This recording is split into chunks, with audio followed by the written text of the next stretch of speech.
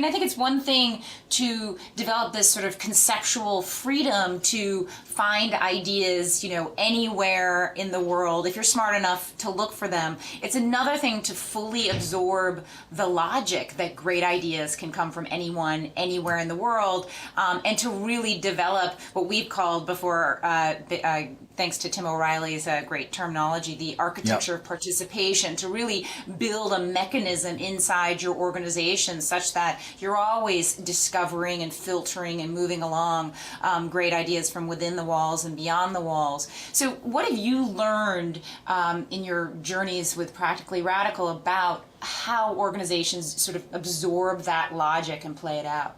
Whatever you do as an organization, it begins with a leadership mindset. And that could be the CEO, it could be leaders inside the organization who are running a business unit or running a department or running a team. But the key insight, I think, today is you've got to stop thinking of yourself as a problem solver. That is to say, if there's a problem in my organization, it's up to me to fix it. And the difference between a good leader and a so-so leader is once you've got the big idea, you can rally the troops to your side. Stop thinking of yourself as a problem solver and start thinking of yourself as a solution finder, and operate under the premise that the best solutions today often come from the most unexpected places. The hidden genius that's kind of trapped inside the people in your organization, the collective genius that surrounds your organization in terms of the customers and suppliers who do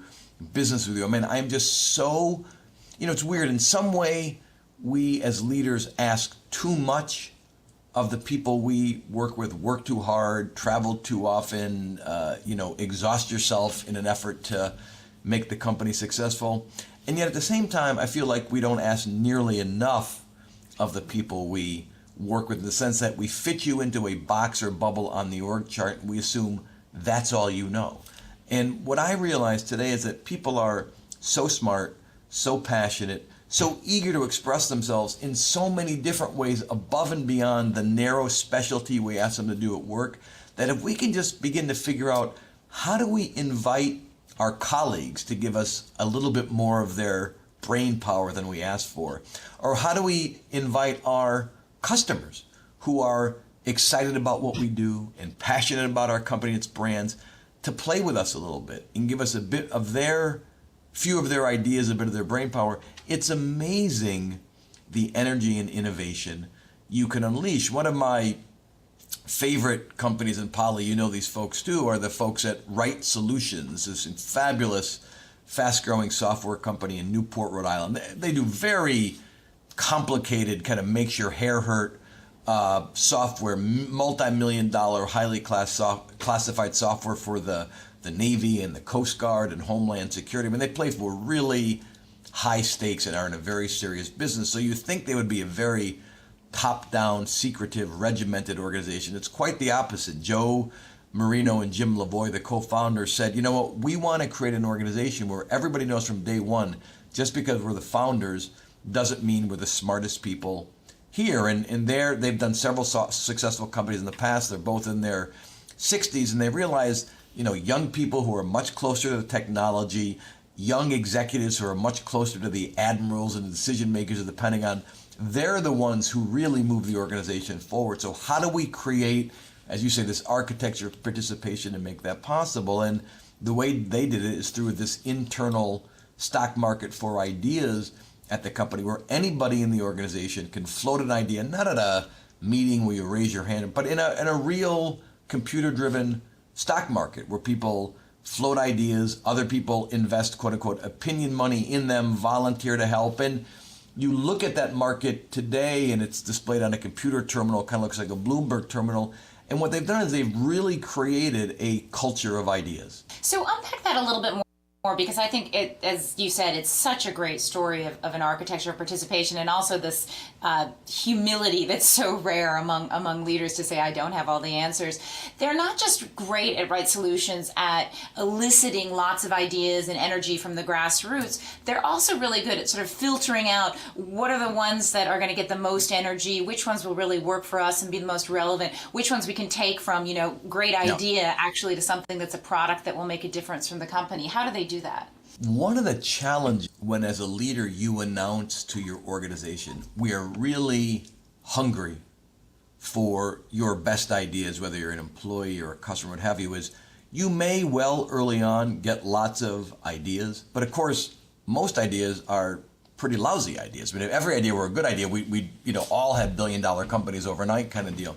And so one challenge is once you start surfacing and unleashing all these great ideas, how do you evaluate them and how do you kind of deliver the bad news to the folks that came up with them that, we know you're passionate about this, but it's really not the greatest idea in the world. And the virtue of this stock market is that it depersonalizes all that. And so every employee at Right Solutions, from the receptionist or the administrative assistants to the PhD computer wizards, get $10,000 of opinion money. And they invest this money in the different, last time I checked, there were 52 different stocks, quote unquote, on the internal stock market for ideas. And they buy or sell shares of these different idea stocks. And again, these guys are kind of, computer wizards, so they develop an algorithm for this to work so that the stock prices go up or down of the shares based on the collective investments of the employees. Every stock starts at $10 a share. No stock ever goes below that because that would be kind of insulting and offensive. You float your idea, it starts at $10, next thing you know it's at 52 cents, and people say, wow, that really feels disrespectful. So the stock, I wish the whole stocks should only go up. I wish the NASDAQ worked that way as well.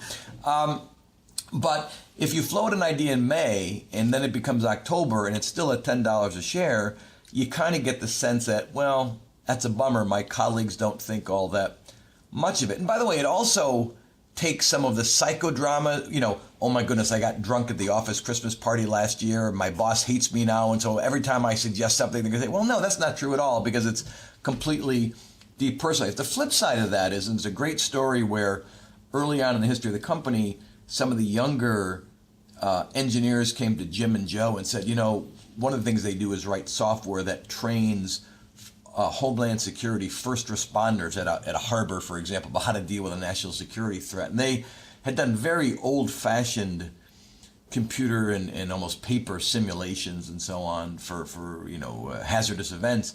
And they said, we can really license the technology from the world of video games and kind of multiplayer computing environments and really do something razzle-dazzle and exciting and like avatars and all this kind of stuff. And Jim and Joe are kind of looking at it and said, we're not joystick jockeys. We didn't grow up. We have no idea if it's a good idea. They weren't against it, but they had no idea. Is it a good idea? Is it a bad idea? I don't know. Well, they floated this stock on the stock market, and it was, the equivalent of Google or Groupon inside. The thing just went crazy in terms of the stock price or what have you. And the two founders were saying, how could we ignore this when the collective evaluation of the organization is this is just a tremendously exciting idea, and that single piece of business now accounts for a nice healthy percentage of the company's overall revenues. And I don't want to think, this founders thought it was a terrible idea and there was this kind of grassroots uprising. It's more like we're not in a position to judge this,